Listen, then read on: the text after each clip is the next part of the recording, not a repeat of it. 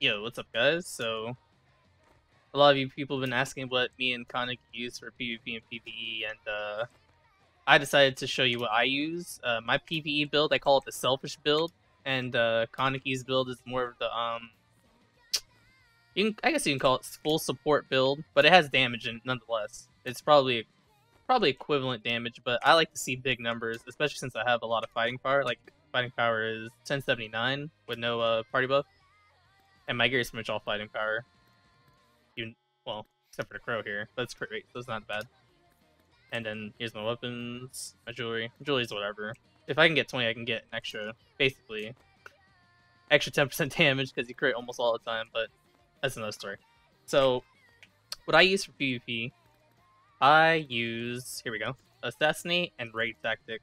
So, the reason why we use this is because, it just has so many gap closers. You have 1, 2, 3, and 4. You have 4 gap closers at 16 meters. It's just too good to pass up. Like, a lot of people have been saying like Venom would be good because of reduced movement speed, but these two skill stars are auto attacks. Like you have to be in 4-meter range, and you only have another gap closer here, which is kind of like you could probably do like a shadow slash into a fatal blow, but they'll probably like dodge roll away from you, and then you're stuck in this stance for like 6 seconds, and you already used your 1 gap closer, so you kind of limit yourself there. But anyways, here, let me show you what I use for the skills. And Assassinate Tactic, I go right side. Strangulate, I go right side for the crit damage. It's 20% extra damage. Wait, 5, 10, 15, yeah, 20% extra damage for 5 seconds. So when I do go into Shadow Raid, when I have 4 or 5 marks, it just does a bunch of damage, just so much damage. Then Shadow Slash, I go into Shadow Root. I mean, yeah, I go to the root effect to the right side. It just increases the root for what was it, 2 seconds? Yeah, 2 seconds. I don't add anything here yet. This is all still disclaimer. Everything is still experimental. On Tuesday, I'll be resetting this and probably changing it up a little bit. Not too drastic, but this is staying. These are definitely staying. Now in Raid Tactic, I go I go left side. So the reason why I go left side instead of right side is because this is the passive effect. So it increases your crit hit rate by 2% for 5 seconds after you Strangulate, Assassinate, and Shadow Slash. So anytime I use this skill, and Shadow Slash, you get, what is this?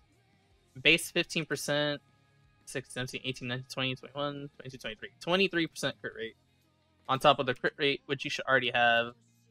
I have a few lions. I don't have too many, and I have 10%. And then with food, the food I use for PvP is usually chili grain sherbet.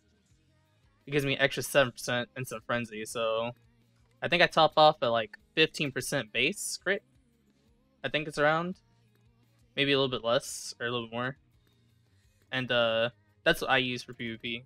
Because you can use dodge food, but I would only use dodge food if they have a bunch of like Zerkers. But usually on our server they have a bunch of mages, so I just use the crit food to try and get more damage. So in Raid Tactic, that's why I go left instead of right, because right is just the switch effect, and the switch effect only lasts for how long does it last? Lasts for 7 seconds. So you only get these buffs for 7 seconds, which is nice, the critical hit damage and acceleration, but I go left side. For Shadow Raid, I go right side to increase the stun and increases damage taken. Increases 4% on this side, and I think this already gives a certain percentage. Does it? Yeah, it increases damage taken for 5 seconds, so it's probably another extra 1%. So this is probably 5% all in total. Then I go damage and a dagger throw. That's for sure. That's also staying. This is not being changed. These two. And then I go. Oh yeah, in Fatal Blow, I try to get Fatal Blow damage and try to 6-chain this. I usually want to 6-chain a Fatal Blow or Shadow Dance, but it's kind of hard to chain anything in PvP. You basically have to take what you're given because people dodge roll and stuff. And the reason why I go right side in this is because in PvE, we used to do, before they fixed the patch, they used to be able to 6-chain a Shadow Dance and keep your 5 marks and then blow it up on this one. But you can't do that anymore. This one takes the marks now. But I go to the right side on this one because it increases critical hit damage by 5% for 5 seconds when targets hit. So it's 5, 10, 15, 20%. You get 20% extra critical hit damage. So when you switch off a raid tactic, remember raid tactic gives you all that crit. It gives you also extra crit damage and acceleration. And then I go into like a strangulate into a shadow dance to try and get all of that crit damage like really quickly if I can. Usually doesn't happen, but if it does happen, it's just so much damage if you can pull it off. So yeah, that's pretty much it for PvP. I'll show you the rotation for PvP. I mean, it's not really a rotation, but this is how I start.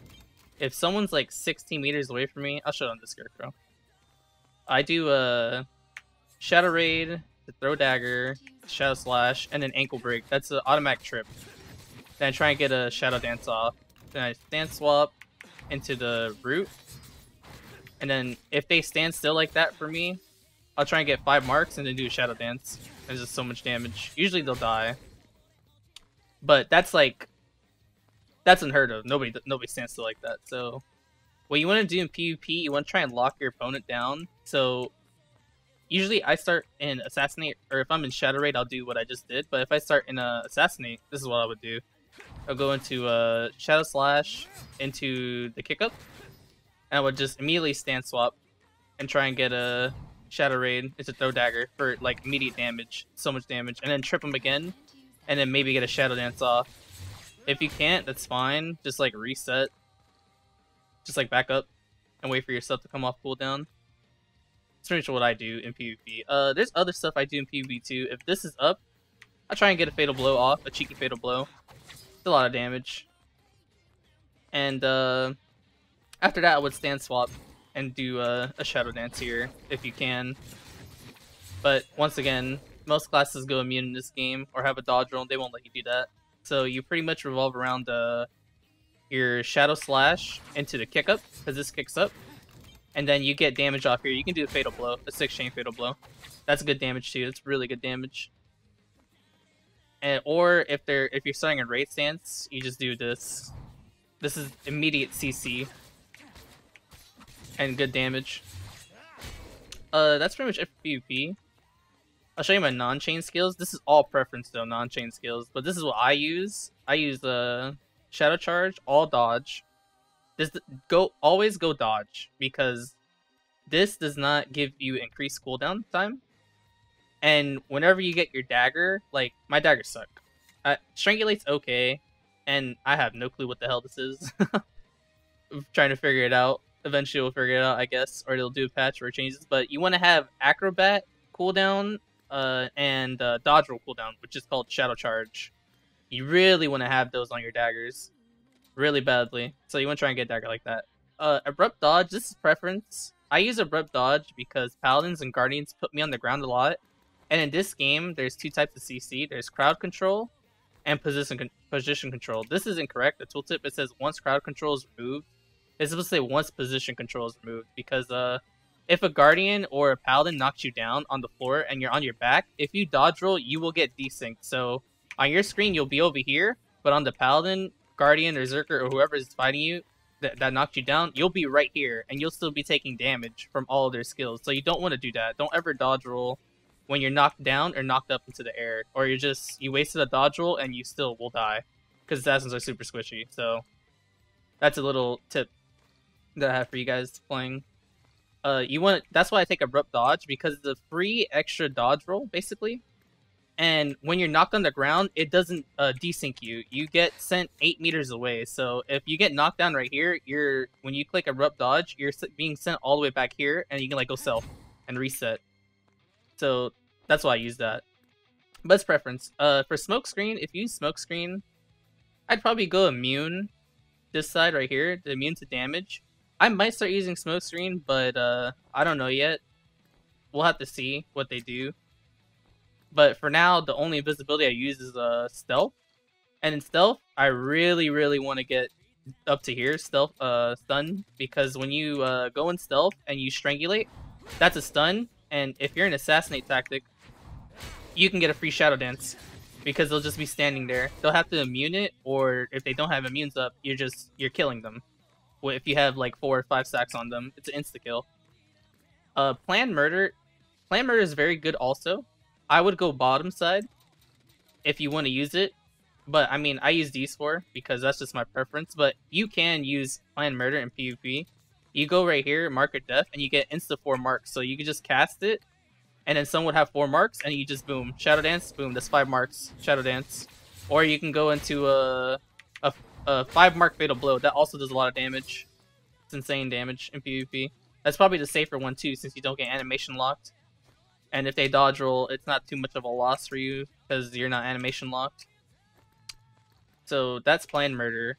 Swift Stride, I would never use Swift Stride. I use Swift Stride for turbans. It helps you move really fast. Execution time.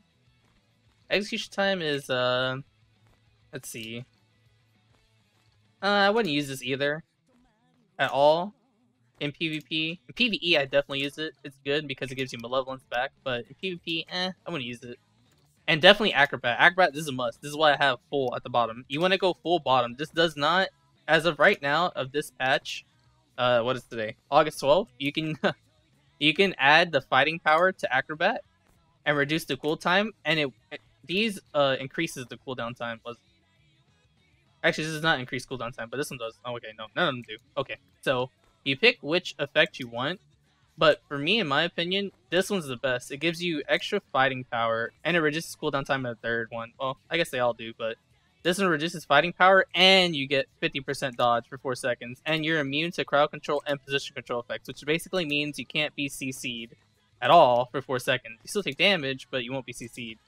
Well, if you're going against a melee class, you'll most likely dodge, because I'm sitting at, what, 11% dodge, and then that's, what, that'll be 61%, and if I use Dodge Food, the blue one, that's an extra 24%. So you're pretty much at 85% dodge.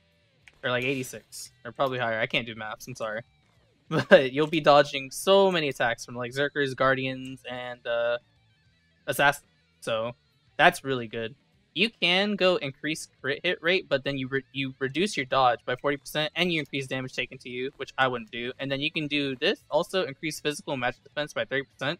But then you have no fighting power. So this is like if you want to be pure defensive. If you feel that you're way too squishy, I guess you can do this. But I would just go fighting power because we're a full damage class. So for ability tree, let's see. Oh, okay. So my ability tree is definitely going to look different than everybody else's. The only reason why is because I'm spending, I'm going to spend my gem fragment points to try and get barrels. And on the attendants, we also get, let me get this pulled up. We also get 230. So the way I'm going, I'm getting the 3% damage, the 50 extra fighting power, the dodge, and I'll be able to get this soon when the attendance comes, and when I spend a little bit, I need 20 extra after attendance comes, so that's not too much gold. I'm hoping I can get a bunch of barrels, and I'll have all 3 of these. But what you should do is probably this. You should probably do this. And this would be same for PvE and PvP. But I would still do this for PvP, because it's probably the best. But since I have extra points, I'm definitely doing this for PvP. Alright, so that's it for that. That's it for PvP. PvP is pretty simple.